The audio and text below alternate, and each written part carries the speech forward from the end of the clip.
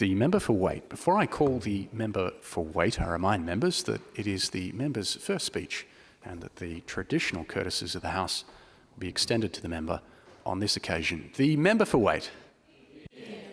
Thank you, Mr. Speaker, and I congratulate you on your re-election and welcome back to the chamber. I would also like to congratulate Her Excellency, the Honourable Frances Adamson AC, for her opening address and her outline of our government's bold policy agenda, and thank her for her commitment to South Australia. I acknowledge that the Kaurna people on whose land we stand today, and I also pay my respects to Aboriginal people across the state, with the knowledge that their land was never ceded.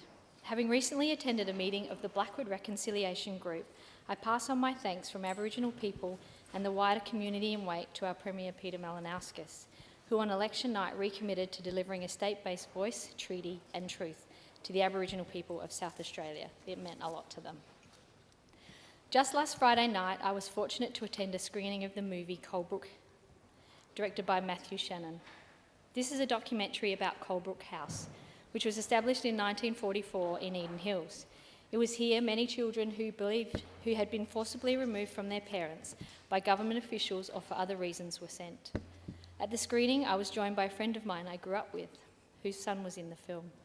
We, as well as others in the audience, commented that when we were growing up, we were never aware of Colebrook House, its residents, or the travesty that is the story of the stolen generation, even though we live less than a few kilometres away. Their story and experiences were well hidden. That's why we need truth-telling. I'm glad to know that many children and young people from our local schools now visit the memorial that sits in the place where the house once stood. They are now taught about what happened there to so many Aboriginal children. Finally, the truth is being told. It broke my heart hearing the stories, seeing the ongoing impact and frustration of those who lived at Colebrook, and I commit to doing what I can to ensure we deliver on our commitment, and I hope all in this place will as well. To my fellow members of Parliament, congratulations on your re-election. I extend special congratulations to those newly elected in this House. Your presence here today to listen to my first speech means a lot to me. We worked alongside each other, supporting each other with the hope of an extraordinary success, and we achieved just that. I'd also like to thank John Fulbrook for his first speech yesterday. It was heartfelt and, fortunately, longer than mine. To the candidates who were not successful, I wish you well. It is no mean feat running for an election. It takes hard work, determination and resilience, as well as personal sacrifice, and I know that in time you too will join us here. I'd like to make special mention to my friend Ryan Harrison, Labor's candidate for Unley. You were a great support to me, can't be here today. There to listen, to help, and you always believed in me. For that, I will be forever grateful, and I look forward to helping you reach your dream of taking a seat in this place and serving your community. To our previous member for Waite, Sam DeLuc, I thank you for your commitment to our local community and wish you well in the future. To the other candidates that ran alongside in the election, including the Mayor of Mitcham, Heather Holmes-Ross, thank you for your commitment and civility during our campaign. So I stand here now as the first Labor member for the seat of Waite, as the first female MP for the seat of Waite, and possibly the first MP in South Australia's history of Indian heritage, or at least the first to declare it. It was recently said that it took almost 90 years to have the 7th woman elected into South Australian Parliament, and in just one day, on the 19th of March 2022, 7 were elected. The significance of this is not lost on me. Women have had to work hard to break the glass ceiling, to constantly be challenged to achieve equality and fair representation.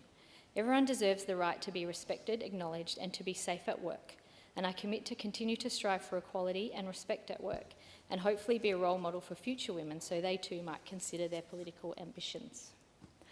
Last week, I was honoured to be joined by the women who have gone before, and to know that they are willing and ready to support me and all the women members here now means a lot. None more so than Gay Thompson, who supported me throughout the campaign, kept me calm during the long wait, and who has continued to be there. Thank you. Mr. Speaker, I was born at Blackwood Hospital in 1975 to my parents, Millie and Robert Rowe, who are in the gallery. My Australian story started when my father's family travelled from England in 1839, 3 years after the founding of the state, and settled in Lyndoch. This was my father's maternal family, the Gowers.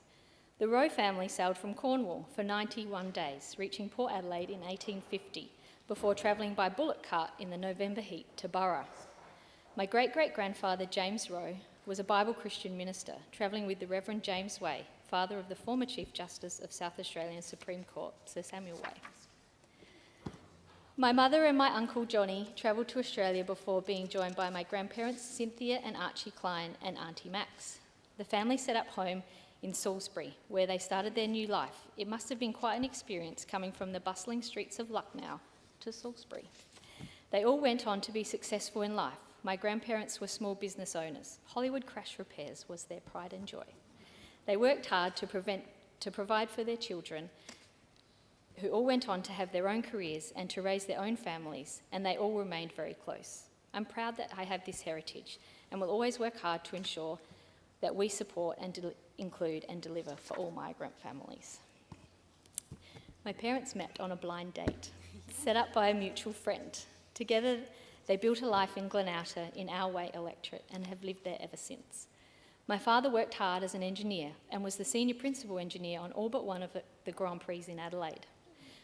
Many interstate and overseas races, and also worked on the first sensational Adelaide V8 race. You can imagine his excitement when he heard Labor is bringing it back to the street circuit. I look forward to being able to take Dad to the race and to see the pride on his face. Dad and Mum have always been supportive of the harebrained ideas I have had, and none more so than when I told them I was going to run for Parliament. They were never particularly political when growing up, at least not that I can remember, but once I joined the union movement and began to call out injustice, the tiger was released. And they now enjoy taking part in robust conversations on the benefits of a Labor government on Facebook. As kids, we lived on the best street, California Crescent, always sunny and surrounded by other families and friends. We all went to school together, played cricket on the road together, snuck into each other's houses when we were in trouble, and grew up together. We lived across the road from the Belair National Park, a place that offered me a peaceful place to reflect, especially when I was running away from home, when something had gone wrong. Of course, I was always back before dinner, and probably no one noticed my rebellion anyway. Belair still offers me the feeling of peace, and now I'm usually in there most days with my best friend Bodie, a stumpy-tailed blue heeler. Protecting the park is something that I will do. It's home to some magnificent trees, native vegetation and wildlife. I plan to work hard to ensure it's a wonderful place to visit for future generations. The California Crescent Gang was the first community I grew up in, and I still see those kids today. It was lovely to door knock my old street and visit my old neighbours, as well as those who have now moved into the homes I once visited, being able to share stories of the fun we used to have. I also experienced this local familiarity in our wider community during the campaign, often knocking on parents of old school friends, work colleagues and customers. I had served at many casual jobs as a young person. One lady remembered me from working at the Blackwood Fitness Centre, a place I worked at when I was 17, and another from my time at the Belair Bhavan, an Indian restaurant in Belair. I worked there when I was 19, and apparently I hadn't changed at all. A very kind compliment, but it's what being a real local is all about. That kindness goes to our community, and the fact that it's one that it's hard to leave once you live there. And if you do leave, you invariably return to raise your own children, as it's the best place to be. Living in the trees is how I would describe it. But over the years, the density of the trees has reduced, often alarmingly, and it's something that I'm passionate about. I was heartened to be able to not only introduce local 20-metre tree warrior Tom Morrison to our now Deputy Premier, Dr. Susan Close, but to also provide real examples of why we need better protection for our treescape. I'm glad to know that Susan's passion and commitment for the environment, we will go from the worst tree protection laws in the country to the best. Mr. Speaker, after I graduated from school, I went to Flinders University, but I found science was not my calling in life. I realised I had a passion for food, not just eating it, but creating with it. After studying at Panorama TAFE, Regency Hotel School and William Angliss TAFE, I became a chef. TAFE is such an important part of our education and training system, and I'm so glad that both state and hopefully a future federal Labor government have committed to supporting TAFE.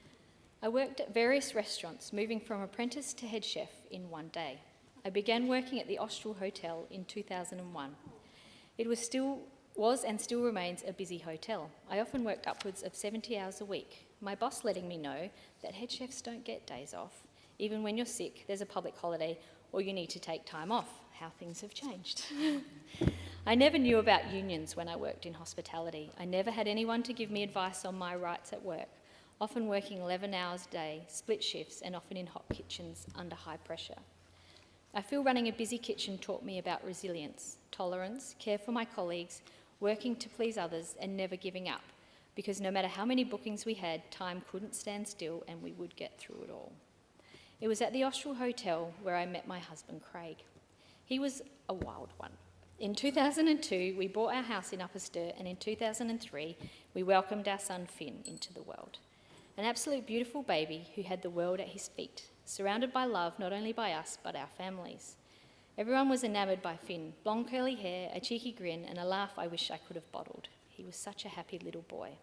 His laugh is still infectious today, albeit a little deeper. In 2007, Finn and I were having dinner at my auntie's, something we did often, and there was a knock at the door. A knock that would change Finn and my lives forever. It was the police, and they were there to tell me that my husband had died. We must never forget that whilst police are there to uphold the law, they are also witness to things that you and I would hope to never have to see or have to deal with. And I pay my respects to those that take on that responsibility in our community. I was in shock after they left, as the whole family was. My grief for my child and his future was overwhelming, and I committed to him there and then that he would come first. With the help of my family and friends, Finn was raised by a village. My sister Jo, who couldn't be here today, moved her family, my brother-in-law Felix and their 3 kids, back to Adelaide to be here for Finn and I. Our boys grew up together. Being a single parent taught me a lot. It's difficult both financially but also emotionally. Not only to have a partner to share the load and the love, but also the stigma that can come with being a single parent. Providing support for single mothers and also families, older women, those with disability or those who are homeless who do it rough is something Labor does well. I know that having Nat Cook as our new Human Services Minister will ensure that no one is left behind. Mr Speaker, I was fortunate not to lose my house, but there were times when it came close. I had family support, but many don't. My husband grew up in community housing with his sisters Eve and Sarah. My mother-in-law Margot remained there until she relocated to a nursing home. It was a roof over her head and was comfortable, but it was clear it was commission housing. Last week, I was fortunate to represent Minister Nat Cook in Strathalbyn to open new community housing built by Unity Housing. Previously, community housing or social housing was based on the bare necessities. Not only did this make it quite obvious, but it also left those needing a roof over their heads feeling like outcasts. It was wonderful to see these new properties certified to gold standard and also NDIS improved livability so that families moving there would be proud of their new homes. Having a pleasant place to live gives people the springboard that they need to a better future. And it was great to be able to speak of Labor's commitment to invest in public housing in response to the housing crisis that currently exists in South Australia. I won't forget what it was like to have no money left at the end of the week, having to create meals out of not a lot, or visit my parents', sister or auntie's house in the hope they would invite us to stay for dinner. So I will fight hard to improve the lives of all South Australians and look forward to working with Nat in this space. With a young child to care for, cooking was no longer a career I could maintain. I moved to banking, taking up a job in the Unley branch of Bank SA before moving to the Stirling branch to be closer to Finn, who was at kindy there. It was in banking that I was first introduced to what a union did. Working in banking was a real change for me, 9 till 4:30, able to be home in the evenings, not so stinky, and also be able to make a difference in the lives of my customers, even if it was just to say hello and have a chat about their day. I appreciated the opportunity to change direction in my career, but often saw things in the workplace that didn't seem right. Working conditions challenged or colleagues struggling to get through the day, I wanted to help to fight for our rights and entitlements. I became the union rep, but soon I needed more. I realised helping others was in my blood, and I was successful in getting a role as an organiser at the Finance Sector Union. It was here I could make a difference for my friends and former colleagues, but also for workers across the industry and as a part of the union movement across Australia. Working at the FSU taught me a lot. It taught me about collective action, about camaraderie, about not giving up, and about looking outside the square for a solution. I was able to listen and advocate for our members, something that gave me great satisfaction. I thank those that I work with at the FSU, Jason Hall, Daniel Clutterbuck, Liam Dwyer, Sarah King, Celia Brom, Clinton and Darcy and Ellie, Heidi Hammer, Kathy Cahill and the whole advocacy team, and the National Executive who supported my campaign, and to the many more who gave me their perspective on how to fight a good fight. COVID was incredibly difficult for our frontline workers, and our bank and finance workers were no exception. As essential workers, branch staff had to turn up and work and serve customers, handle their money and continue to reach sales targets during the height of the pandemic. Many fell to the virus, often whole branches having to close as staff recovered or were close contacts. Many staff feared they would take the virus home to vulnerable family members. They persevered though, and are amongst the heroes that kept our country going through this pandemic. Mr. Speaker, there are many stories of frontline heroes, especially those who work in health. Several of my family work in health, including at the Flinders Medical Centre. Our nurses, doctors, paramedics and support staff deserve our utmost gratitude. Many of these heroes live in Waite, as we are close to the hospital. I heard countless stories of exhaustion, struggle and frustration, and there was no end in sight. Many could barely hold on while they were hoping that a party that prioritised health over an entertainment complex would win, so that they could finally believe that there was light at the end of the tunnel. Labor's commitment to health, both through our state policies and also through our partnership with federal Labor to develop the Flinders Medical Centre, will deliver the relief and support our health workers need and deserve.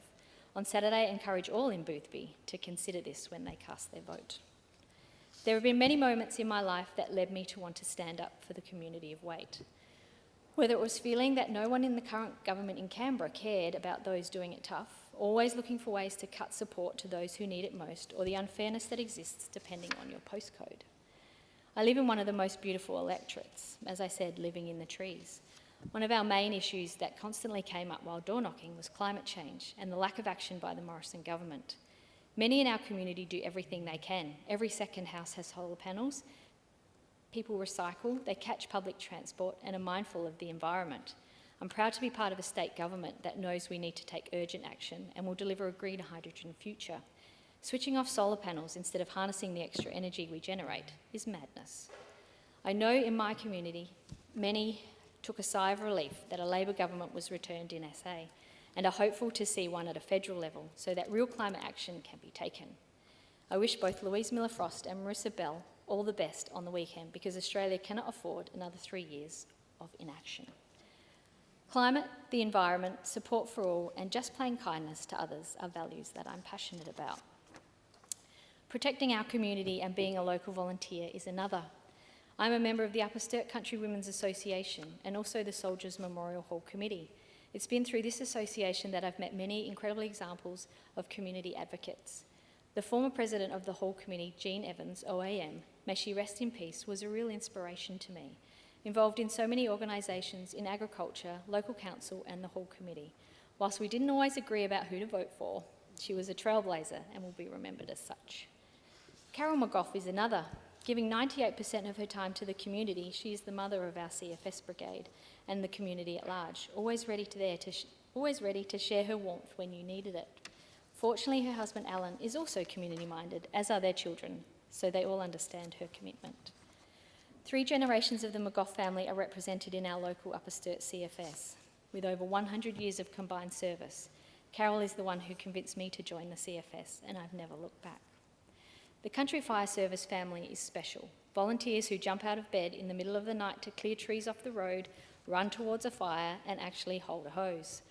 These are the heroes who help protect in their darkest moments, when they are injured, when their houses are at risk, while they are also helping to protect the environment, animals and property. It is something that I'm most proud of, but the work of the CFS comes with great risk. This was never more evident than earlier this year when we lost someone I have known since our kids were very little, Louise Hinks. Her family kissed her goodbye when she headed out on a strike team to the Coles fire in the southeast, something they had done many times before. She led her CFS brigade of Happy Valley like she normally would, but sadly this time, Louise did not return home. Experiencing the true strengths of the CFS family as they gathered around her girls, Alice and Addie, and her husband and family was overwhelming, as was the support for the other firefighter who was seriously injured, also a friend of mine. Being a CFS volunteer is dangerous, and I will do all I can to ensure our firefighters have what they need to try and stay safe, to be able to do their job properly and to make it easy to protect our community. I was so pleased to hear that federal Labor government will support the Sturt CFS should Labor win the 2022 election. We are fortunate to have many volunteer groups and individuals in our Waite electorate, whether they go out to help the environment, such as the Friends of Parks groups and the Eco Climate Walk kids, the local community such as Blackwood Action Group, the Blackwood Reconciliation Group, Rotary Lions Club and more. They all give up their time and energy to help others. Today is Wear Orange Day, a day where we acknowledge the work of the State Emergency Service. They, like the CFS volunteers, answer the call no matter the time of day, and we appreciate all that they do. In this week of the volunteer, I sincerely thank all of the volunteers across the state, and I look forward to working with our local volunteer groups as their Member for Parliament. My commitment to our community is that I will work hard for all of the people of Waite, even if I wasn't your first choice. Or second, you are all important to me. I know for some this was the first time you voted Labor, and I will work every day to make you and our community comfortable with your decision, and I thank you for your support. To our loyal Labor voters, thank you for never giving up, and thank you for all those who stopped to let me know they were so glad that their vote finally counted, and Labor could not only form government, but would also see Waite finally turn red. Your loyalty and commitment has finally been realised. I will do all I can to work really hard to make sure we stay a Labor seat and build on our community's strengths. Mr. Speaker, there are many people that I would like to thank, so please indulge me. First to my family, to my son Finn. He's not here today, I wish he was. He's an apprentice carpenter and is likely on the worksite. We've been through a lot together and it hasn't always been easy, but I'm so proud of the man he became. Finn, I'm excited to see you become Adelaide's best carpenter, and I know it's hard that I'm not around as much at the moment, but I know that I love you and I hope to get some balance soon so that we can hang out on the couch with some Netflix and pizza. To my mum and dad, Millie and Rob, thank you for always being there, for picking me up when I needed it, with a warm hug and a plate of tuna patties, my childhood favourite. While my path hasn't always been clear, you've always supported my decisions, and I thank you with all of my heart. Mum, you taught me that no matter what, family is everything. Your love and advice as I too became a mother and navigated being a parent is something that I treasure. And Dad, you're such a hard worker, and I know things have had to slow down for you now, but your commitment to helping me raise Finn the best way I could, having had grown up without a father yourself, means everything to me. To see you both there glowing with pride on the first day of Parliament, proud of your daughter and feeling at peace that you no longer needed to pay my council rates for me, it's everything. To my sister Jo and my brother-in-law Felix, you've been an incredible guiding light for me. Such wonderful humans, incredible parents, incredibly generous, and at a time always ready to support me. To Lucas, Oliver and Charlie, my nephews, thank you for being siblings to Finn. Thank you for being the siblings Finn didn't get to have. It's been an honour to watch you grow up to be strong and caring men. To my brother Adam and Olga, who have the flu, thank you for bringing the joy of children back to Christmas. Along with my cousins Anjali and Sam, Craig and Trevor, not in that order specifically, it is so lovely to be able to share in the joy of your children as they grow up as the second cohort of cousins. My auntie Maxine is like a second mother to me, ready with a cup of tea anytime, day or night, always willing to drop what she's doing to help Finn and I, even letterboxing in the unforgivable Upper Sturt area. I am forever grateful and to my Uncle John, who was and still is such a wonderful role model for Finn. I thank you for your hours of woodwork lessons, your late night doctor visits, and for our robust political discussions. Thank you for helping me to see the other side, and I'm sorry you couldn't be here as you continue to battle illness. There is also someone else who isn't here who meant the world to me, and I know is looking down so happy that I have been able to achieve this success. Damn it. Although she probably wouldn't be happy about what side of the chamber I'm on. To my nan, my soulmate, I wish you were here. To my husband's family, David, Michelle, Eve, Sarah and Cece, losing Margot last year was difficult and made so much more with COVID, but I know she will be jumping for joy that Labor has been returned and that I'm here. I have family and friends spread across the globe, but none more important than the Smiths. To Mike and Kathy, You were there for Finn when he really needed it, and for me when I was struggling with the throes of parenthood. Thank you for your guidance, your patience, and golf instruction. It's not just a game, but a mindset, and I know Finn will always treasure his time with you. To my CFS family, thanks for all of your friendship and everything that you do. To my girlfriends Lauren, Lisa, Leanne, Mandy, Amelia, Tamar, Joe, Mel, and Belinda. We've had some epic journeys since we were kids, and we've brought our kids up together, and I thank you for your friendship, support, and help on the campaign. And to my wonderful neighbours, Don and Susan, thank you for always being there, for your advice, your support, and an ear when I needed it, for your help on the booth this election and last. It means a lot. The campaign to win the seat of Waite started 4.5 years ago for me, but for members of our Waite sub-branch, well represented in the gallery, it had been decades. With only 4 weeks to campaign in 2018, I walked into a campaign committee meeting to meet Michael Cook, Don Clancy, David Lewis, Phil Saunders and Francis Muldoon for the first time. I had no idea who they were, and I had no idea what I was doing, but they were ready. And while we didn't come away with the win, we came away from it as friends and ready to commit to winning in 2022. And we did. Our Waite sub-branch is one of the best attended state Labor sub-branches in South Australia, always drawing a crowd to discuss local issues, consider tactics, write motions and share our dedication every month, allowing us to grow support heading into the election. I was fortunate to be supported unanimously by the sub-branch to be the candidate for Waite again, and I thank them for their trust in me. We worked bloody hard. We had a core group of door knockers ready to go out almost any day asked, all local, all aware of local issues so that conversations with voters were relevant. And we knocked on a lot of doors, over 10,000. And Waite, with all its hills and gullies, isn't your average nicely flat electorate. But there wasn't a driveway steep enough, nor a set of stairs long enough to keep us from getting to the doors of our community. And many will still stop and tell me they love the fact that we climbed their driveways to listen to them. To Jolanne Sweeney, Francis Muldoon, Mick Cook, Ian Smith, Fiona Gray, David Lewis, Morris Allen, Darren Reagan, Patrick Donaldson, Helen Daly, Secretary Doug Melvin, Aileen Krogan, Anton Van Bavel, President Liz Temple, Peter Haig, and Peter Cahalan, and Tim, and everyone else in the sub-branch. Thank you for believing in me, for your help, and thank you to all of the other secret letterboxing fairies and election day volunteers. This win is yours.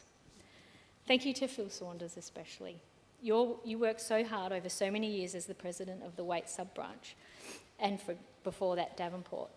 I'm sorry that your health took you away from the opportunity to be involved in this momentous win, but it was your years of tireless campaigning and hope that inspired us all. To Peter Cahalan, Rosemary Clancy, and Catherine Carter, our trainee in the office, thank you for joining the Waite office team. You're all wonderful, and I know our community will love having you there to help. To Maddie Driver. Matt, I'm so glad to have you as part of the Waite office team. Your youth skills and your passion astounds me and the community. I know you will go far. Thank you for sharing this part of your history with me.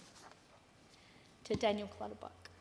Thank you for being my friend, my mentor for many years, and now my office manager. Just like old times, a strong team. To my friend, campaign manager and office manager sometimes, Don. I would not be here if it wasn't for you. You pushed me to almost breaking point, but were always ready to catch me just before I hit the ground. Your support, advice, attention and dedication to the campaign, always believing that we could win, kept me going and still does. Thank you for your friendship and your smoke blowing. It means a lot. Thanks also to your family, to Tanya for giving up your husband for 6 months, and to Lucienne, Elliot and Leor. Lucienne, I'm fairly sure you, like the rest of the Clancys, will someday walk these halls, either as an MP yourself or as a support crew for one, and I look forward to that day. Premier, Peter, you're an incredible leader. You have inspired a generation with your empathy and commitment to our shared future. Everyone in Waite knew you. They grew up with you, they played footy with you and confirmed that you were pretty average, or they went to school with you. You were a leader from the start, and I look forward to being here with you as your vision for South Australia is realised. To the wonderful Dr. Susan Close. Growing up in our local area, you know firsthand how special it is, and I value your help. From announcing my candidacy at our first Environment Forum in August, our local community were enamoured by your knowledge and care for the environment, and I know that you will be an amazing advocate for nature. Thank you to Katrine, Nat Cook, the wonderful Emily Burke, who can't be here. Oh, she missed it. She can thank me later.